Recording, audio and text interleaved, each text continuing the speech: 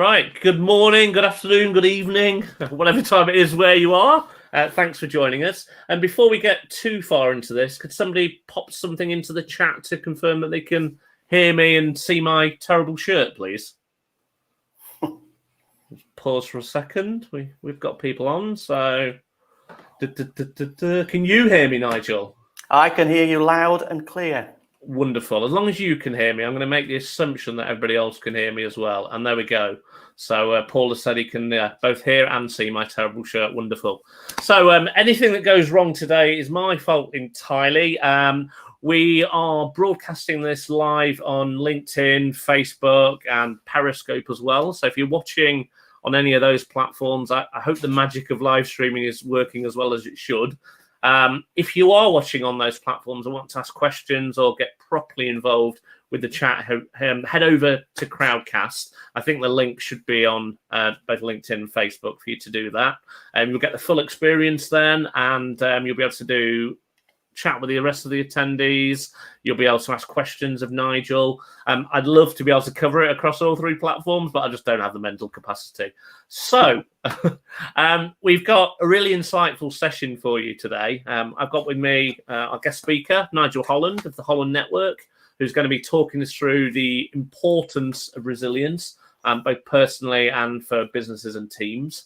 And the Crowdcast platform that we're using, it allows us to do a couple of really cool things. So, number one, you can chat amongst yourselves. Feel free to do so. Let's make this nice and interactive, and feel free to express your views and opinions as Nigel goes through his presentation. And number two, you can ask Nigel questions through the Q&A button at the bottom of your screen. It's at the bottom of mine, so I assume it's at the bottom of yours. It says ask a question.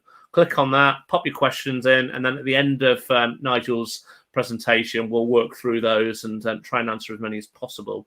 So I'm almost done with my tediously long intro. For those of you that are still here and have had the stamina to stick around, let's get this show on the road. Nigel, over to you, my friend. Right, thank you very much. Well, here we go. I'm going to attempt to share this presentation. And just for the audience's benefit, I don't think Nigel will mind me saying this. He's a webinar virgin. This is his first one. So be kind. Yeah.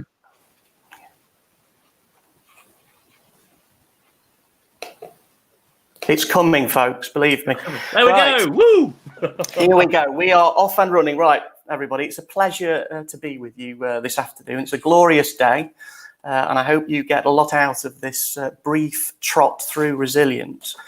My hope is that you'll get some nuggets of insight that can really help you going forward.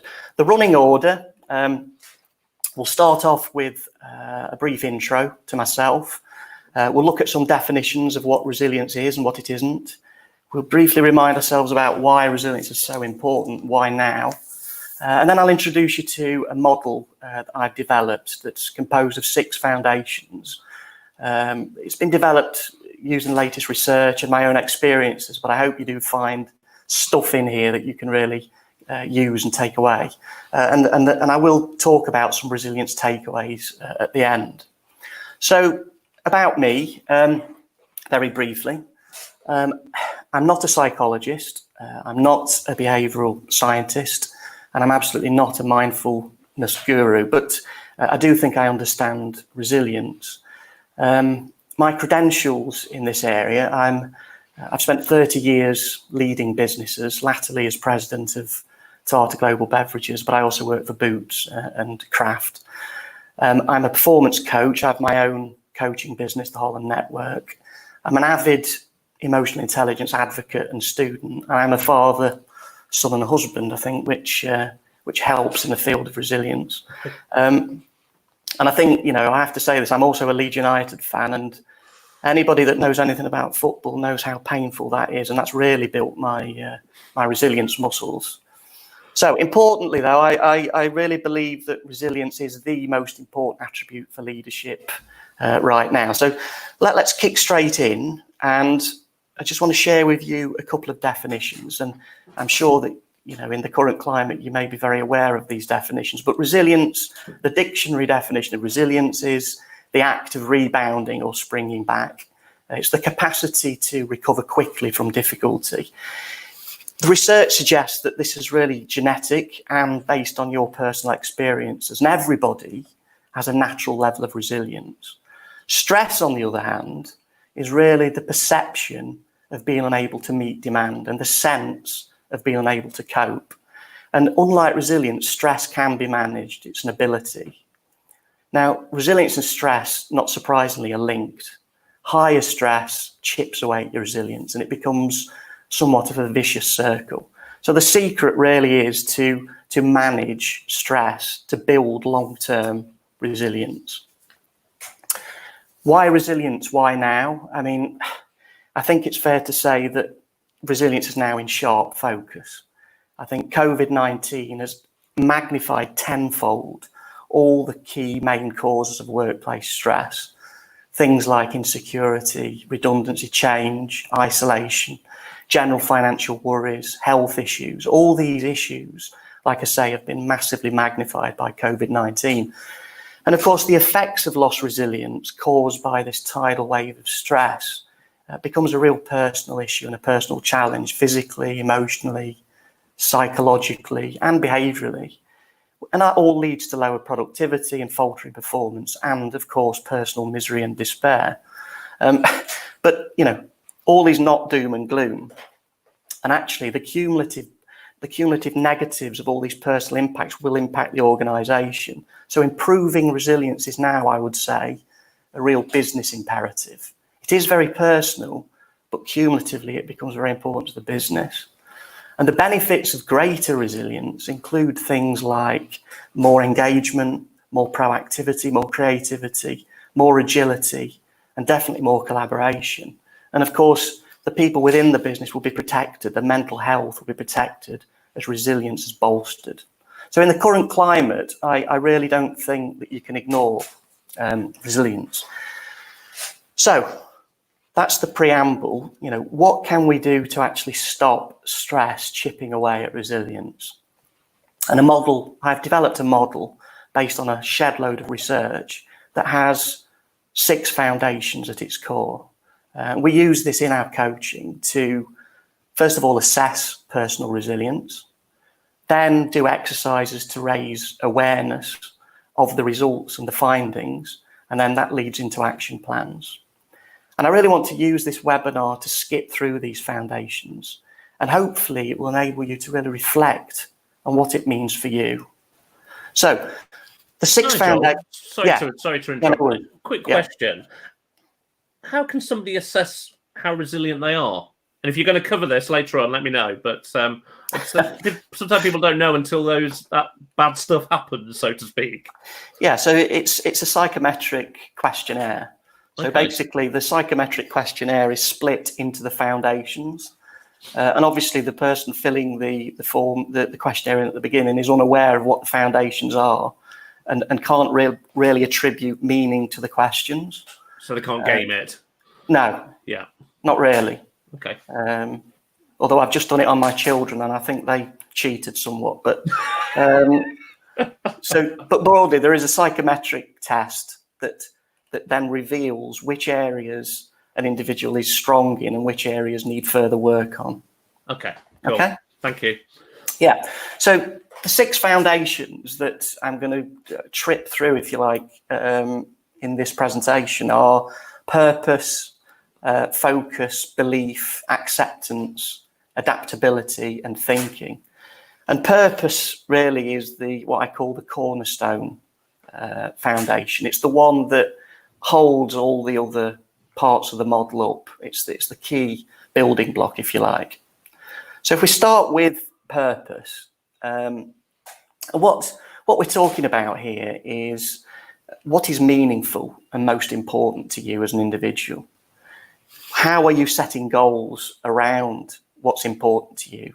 And where are you spending your time and energy on? Are you spending your time and energy on the important things, or are you sweating the small stuff?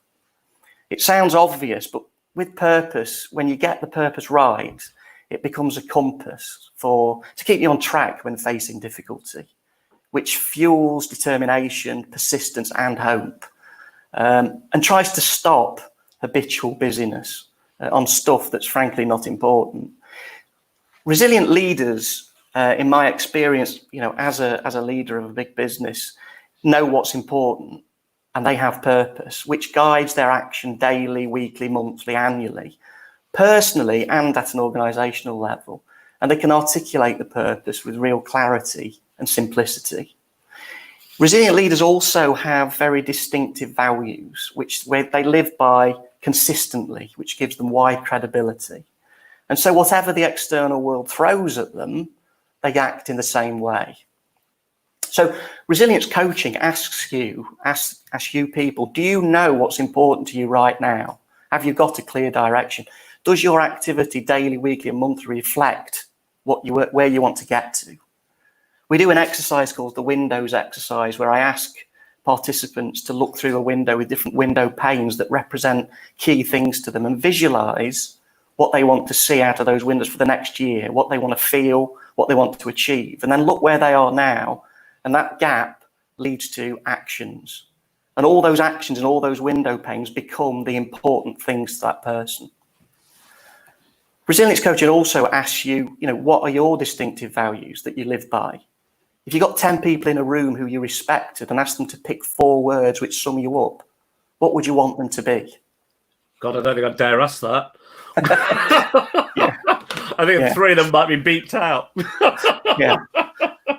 When I ran, now, and when I ran business, certainly my 4 words that I really tried to live by were rigor, reliability, authenticity, and compassion. And so when the shit hit the fan, it didn't matter, because I was completely wanting to live by these values. That's how I judged myself. And it insulated me from stress.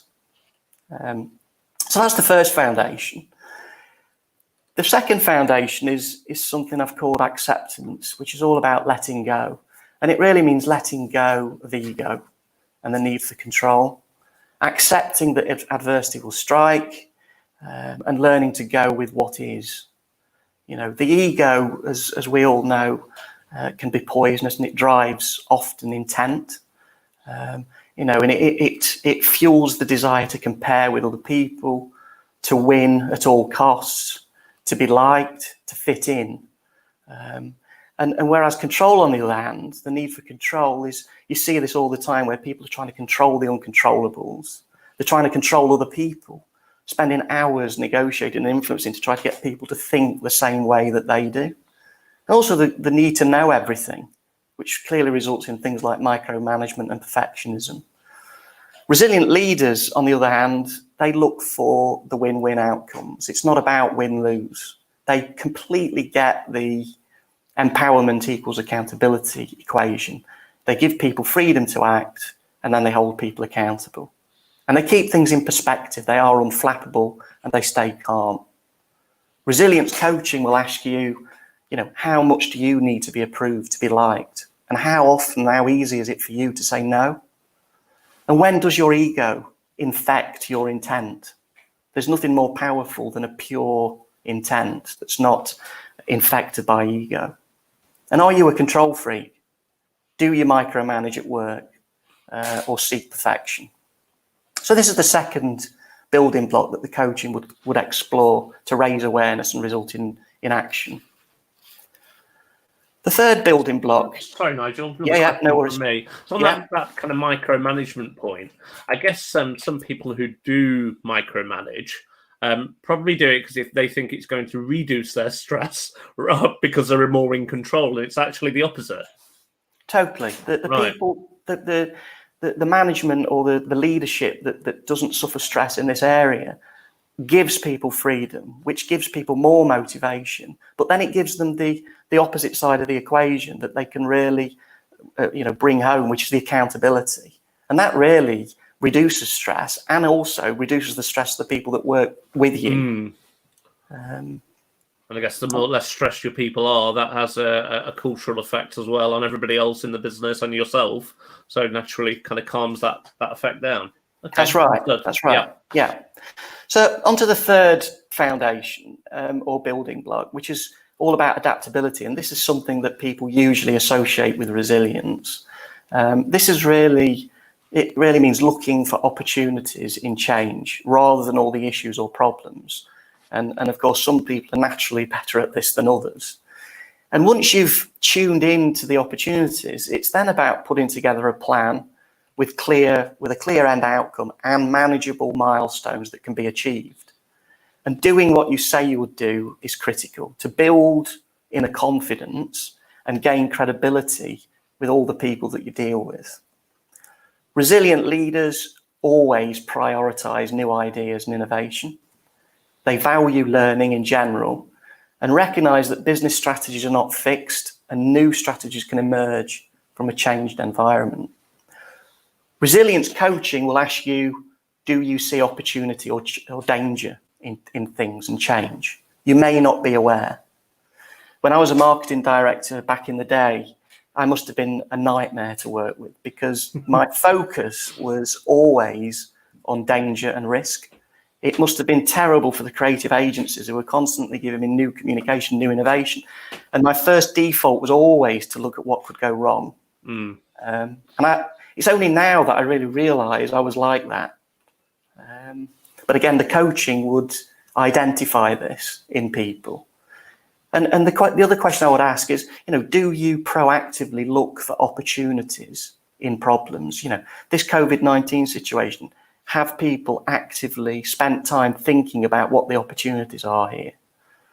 And when was the last time people voluntarily went outside their comfort zone? Because we know that the more you do that, the more you build your resilience muscles. So that's adaptability and opportunity action planning. The next building block within the foundations is all about thinking and realistic positivity. And really, this is really rooted in the notion that thoughts and beliefs are assumptions about what's real and not reality itself. Our brain can frequently get hijacked. Our emotional brain can get hijacked. And there is a need to engage the thinking brain and give things logical scrutiny before fear takes hold, distinguishing between unrealistic possibilities from realistic probabilities, and effectively turning the inner voice of doubt into the inner coach and being realistically positive. Resilient leaders, like great footballers, always take time. They take time to reflect and make fact-based decisions.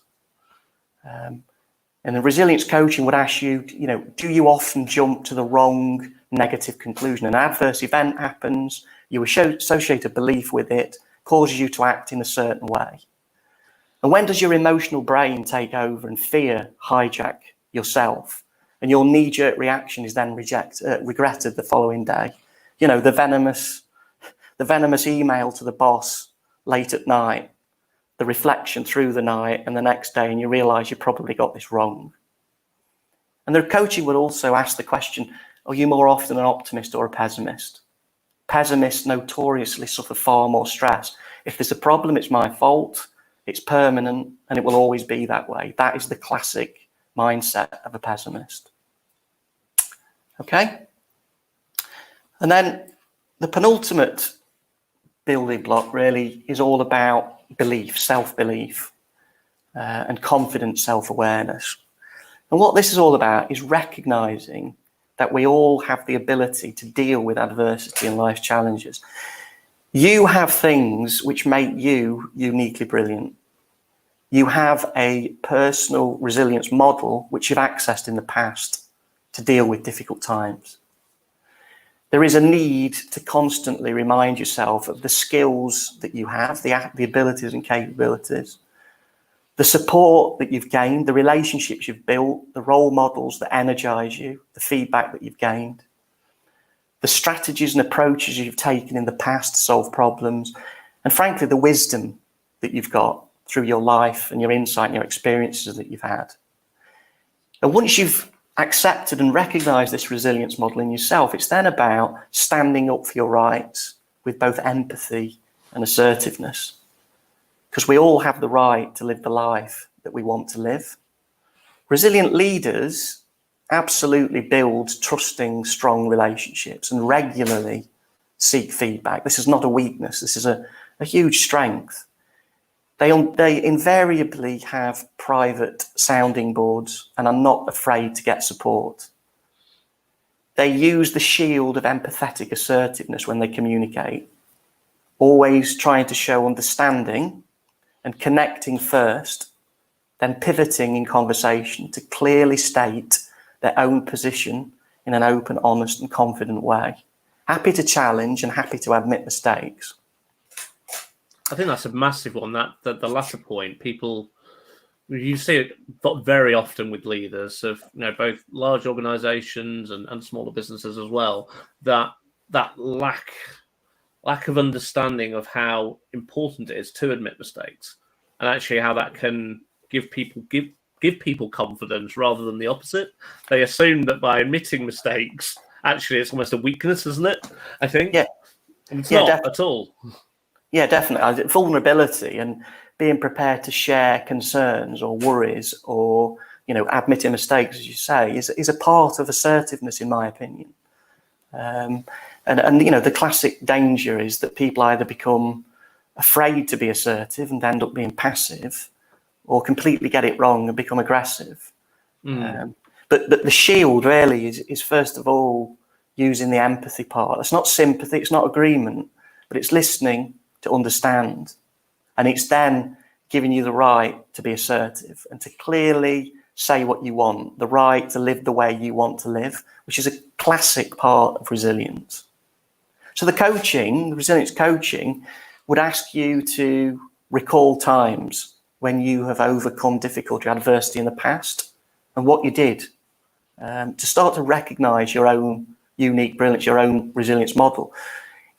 Do you stand up for your rights in your life to live the way you want to live, or are you at the mercy of other people?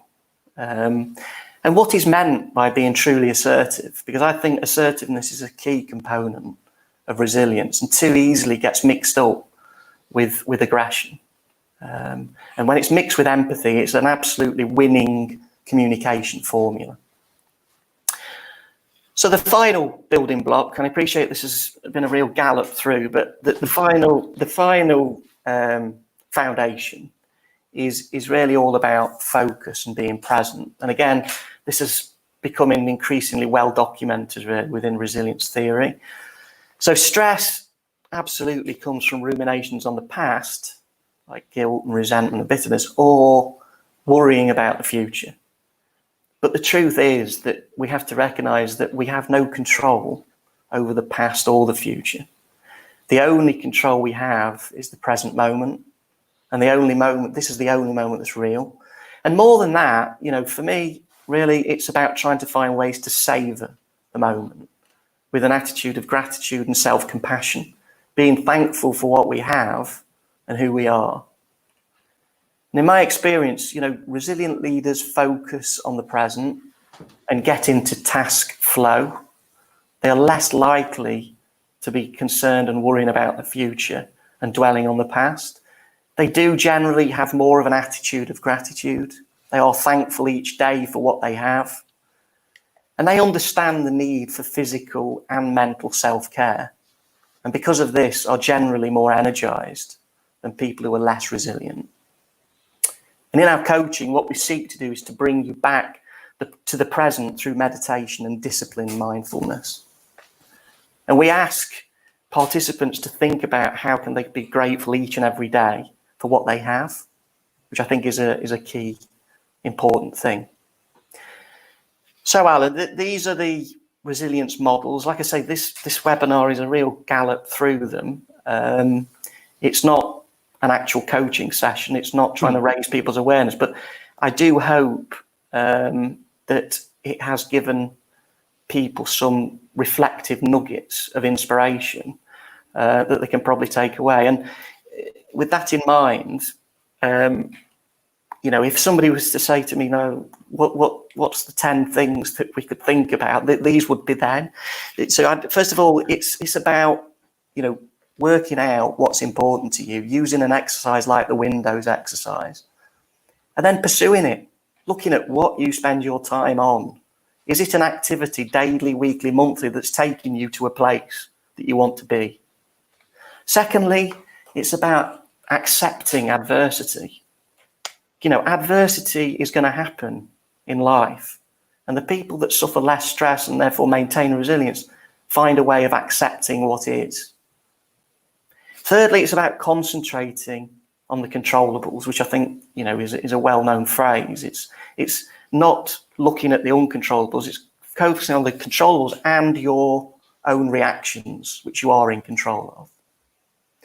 Fourthly, it's about proactively disciplining yourself to look for opportunities in problems. And then fifthly, making a step-by-step plan and doing what you say you do and making it happen to give you confidence.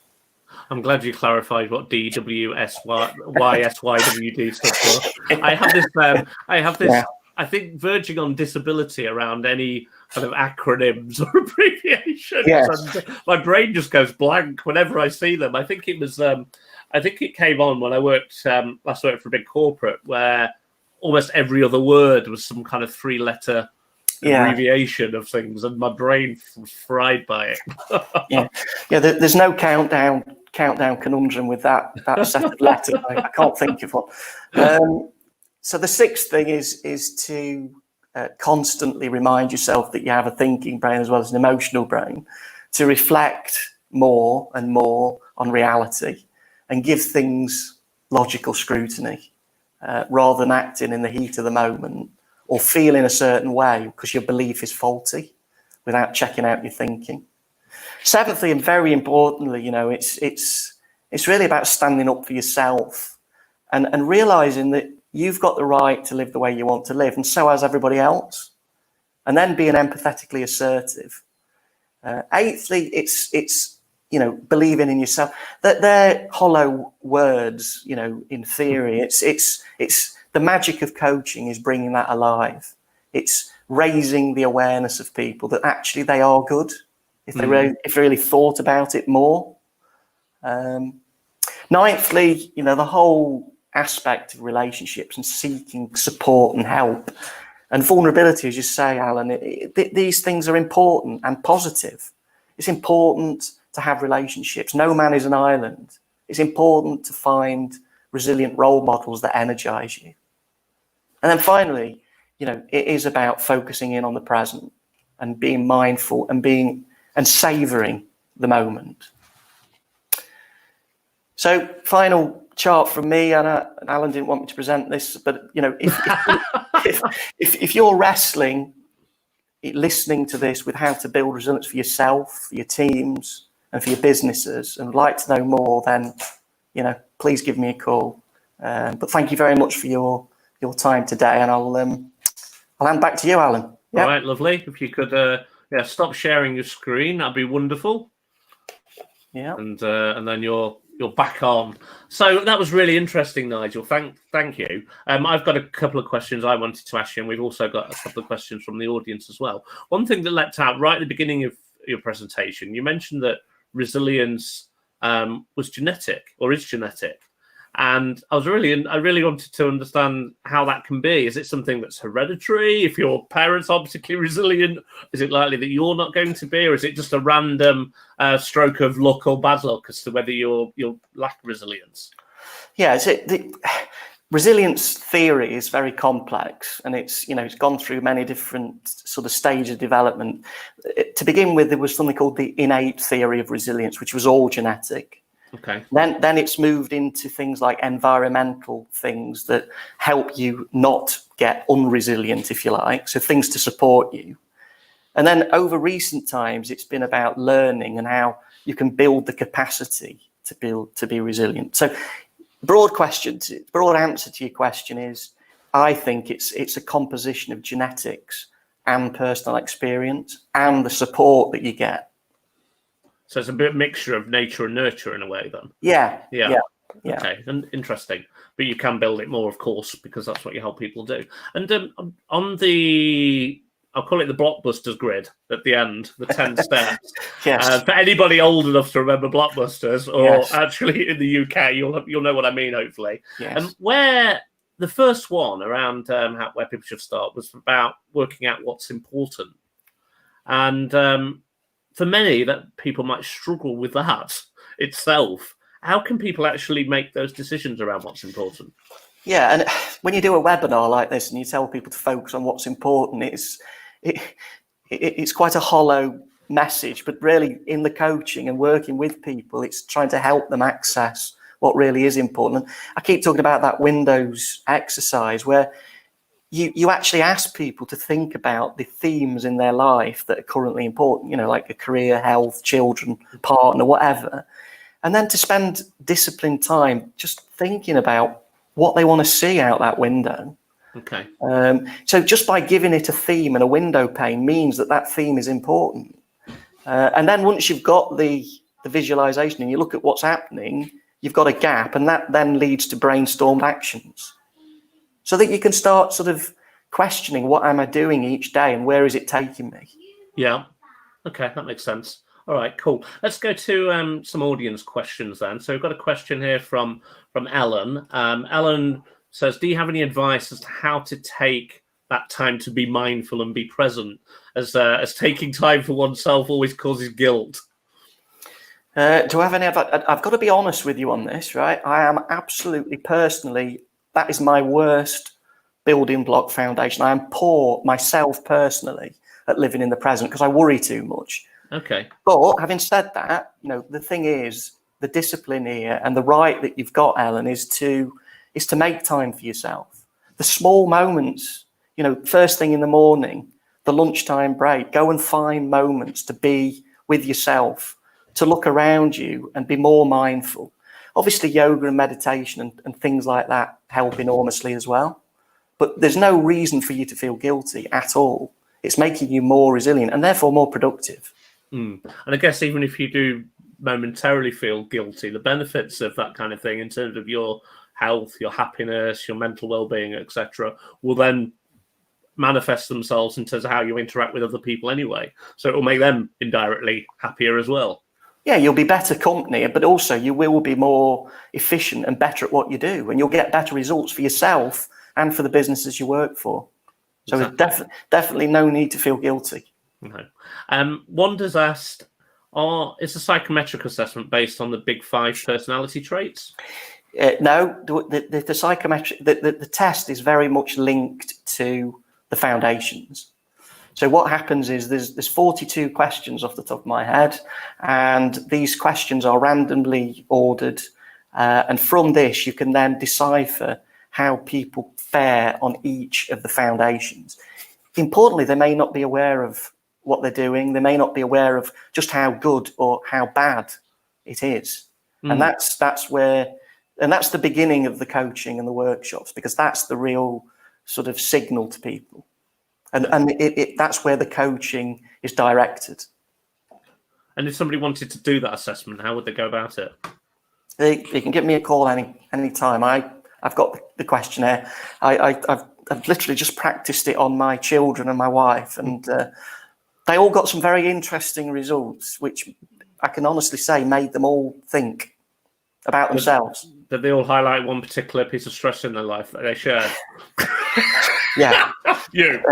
Yes, I can confirm I wasn't one of the questions, thankfully. But I do see some of the root cause of the problem that come in my way. But yeah. Just had another question here, and I don't think this was discussed, so no need to apologise. Are there any examples of where a company has actually focused on resilience and it's led to positive outcomes from a bottom line perspective, a performance perspective?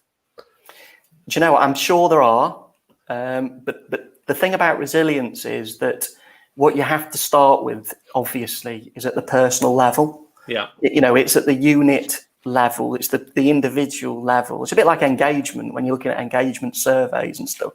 It always has to start right at the bottom. My company is working with engagement agencies to look at how you can then use the individual data to look at areas within businesses where there is a problem.